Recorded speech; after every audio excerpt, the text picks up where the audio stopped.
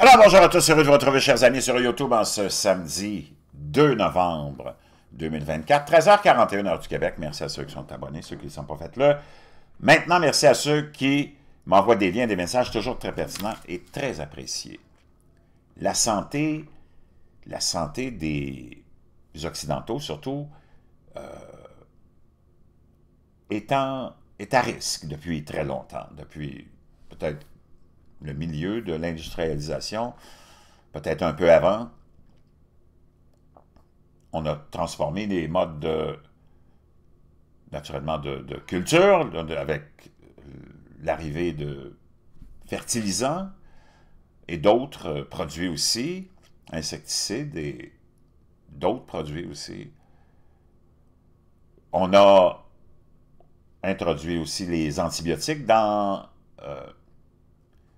l'élevage de bovins et d'animaux liés ou destinés à la consommation, que ce soit le poulet et autres. On a naturellement abusé de l'air, de la terre et de l'eau. On a pollué beaucoup. Et aujourd'hui, on se retrouve avec naturellement une facture à payer. Il y a toujours un prix à payer pour quoi que ce soit qu'on fasse dans la vie. Le fluor aussi, pendant longtemps, a été identifié comme étant, par plusieurs, un problème majeur pour la santé, mais on a toujours essayé du côté de l'establishment de nier les dangers causés ou liés au fluor. Récemment, un juge qui avait été nommé par Barack Obama, l'idole de l'establishment, l'idole de l'élite, le juge américain Edward Chen, après des décennies de lutte de plusieurs organismes pour stopper la fluoration de l'eau, entre autres. Donc, ce juge-là a découvert que la fluoration pouvait causer des dommages au développement et diminuer le quotient intellectuel, entre autres, chez les enfants. Donc, il y a un jugement qui a été rendu. C'était autour du 4 octobre, le 4 octobre.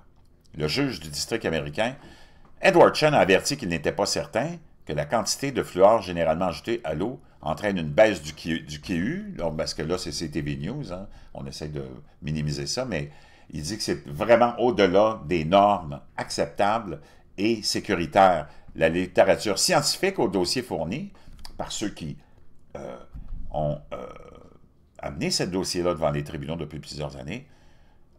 Donc, la littérature scientifique au dossier fournit un niveau élevé de certitude quant à la présence d'un danger. Le fluor est associé à une diminution du quotient intellectuel des enfants. Il ne faut pas que tu oublies que c'est TV News, c'est canadien, et que, naturellement, ici, on fait la promotion de la fluoration de l'eau. Donc, c'est pour ça qu'on essaie de dire que c'était pas si grave que ça, le jugement de... Mais c'est complètement... Gaga, l'EAP, ça c'est le ministère de, disons, l'Environnement américain, doit réduire les risques du fluor pour le quotient intellectuel des enfants, selon le tribunal. L'ajout du fluor à l'eau potable présente un risque tellement important de diminution du QI des enfants qu'on va être obligé de réglementer. Donc, vois-tu, très, très, très grave. Pendant ce temps-là, il y a d'autres problèmes de santé très graves aussi auxquels on est confronté et qui change la constitution humaine pour toujours. Une étude maintenant de Harvard suggère que les ingrédients plastiques endommagent l'ADN.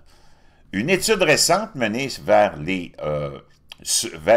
sur les vers ronds a découvert qu'un ingrédient plastique courant peut provoquer des ruptures de brins d'ADN conduisant à des ovules avec un nombre anormal de chromosomes. La recherche dirigée par je vous épargne son nom à cette dame, qui est de la Harvard Medical School, a récemment été publiée dans la revue PLOS Genetics. Et le BBP, le fameux phtalate de benzyle et de butyl, est un produit chimique qui rend le plastique plus flexible et plus durable et se trouve dans de nombreux produits de consommation, notamment les emballages alimentaires, les produits de soins personnels et les jouets pour enfants. Des études antérieures ont montré que ce produit, le BBP, interfère avec les hormones du corps et affecte la reproduction et le développement humain. Mais les détails de son impact sur la reproduction ne sont pas clairs. Dans cette nouvelle étude, les chercheurs ont testé une série de doses de BPP sur le nématode et ont recherché des changements anormaux dans les ovules. Ils ont constaté qu'à des niveaux similaires à ceux détectés chez l'homme, le BPP interfère sur la façon dont les chromosomes nouvellement copiés sont distribués dans les cellules sexuelles. Plus précisément, le BPP provoque un stress oxydatif et des ruptures dans les brins d'ADN, ce qui conduit à la mort cellulaire et à des ovules avec un nombre erroné de chromosomes. Je vous laisserai cet article-là dans la boîte de description. Je vais te dire une chose, wow! Ça nous amène à tout un événement qui s'est produit dans la campagne électorale américaine actuelle. Tu as vu un gars comme Bobby Kennedy qui était en train de se présenter comme indépendant, puis qui a vu que ça ne pouvait pas aller nulle part, ses chances de présidence, s'est associé à Donald Trump. On sait que Donald Trump est un être très controversé, mais encore très aimé par des dizaines et même peut-être des centaines de millions d'Américains et de milliards peut-être d'individus à travers le monde, a toujours exposé un peu la face cachée des choses, appelons ça comme ça. Bobby Kennedy, pendant des décennies, a été un avocat, il l'a dit lui-même, je ne suis pas un scientifique, ni un chercheur, ni un médecin, mais il a écrit beaucoup sur le sujet de la santé, c'est un sujet qui tient à cœur, l'environnement aussi, il a gagné plusieurs procès, il a mené des dizaines et des dizaines de combats, c'était l'idole de la gauche environnementaliste, et là il s'est joint à Donald Trump, et lui son slogan c'est « Make America Healthy Again », parce que les Américains sont confrontés à des problèmes, comme les Occidentaux en général, problèmes de santé et d'obésité énormes. On va aller l'écouter. I'm not a doctor, I'm not a scientist, I've written... Il dit, je ne suis pas un médecin, je ne suis pas un docteur, mais j'ai écrit 5 best-selling books 5 livres qui sont des best-sellers on public health, so I know that. sur la santé publique. I've litigated on public health for 40 years.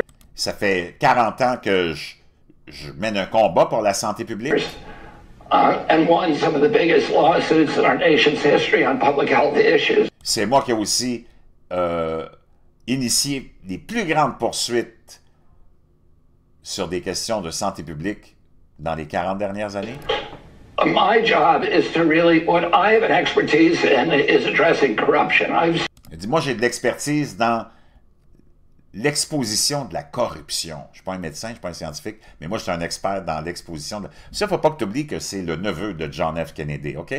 Lui, c'est le fils du frère de John F. Kennedy, qui lui aussi a été assassiné, Robert Kennedy.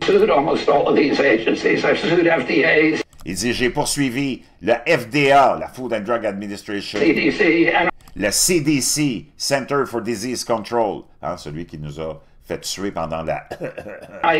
FCC. Il dit, je les ai toutes poursuivis. The USDA, almost La USDA. all these agencies. Damn! Oh! Comprends-tu? Donc, tu as des choses qui vont se passer, qui vont se produire. Espérons que ça va se nettoyer dans ce domaine-là. Mais juste pour te démontrer que oui, le monde change, puis qu'on est confronté à des problèmes de santé graves. Puis on n'en semble pas en faire beaucoup de cas du côté de l'élite. Hein? Mais il y a des choses qui se passent, puis je voulais te les partager.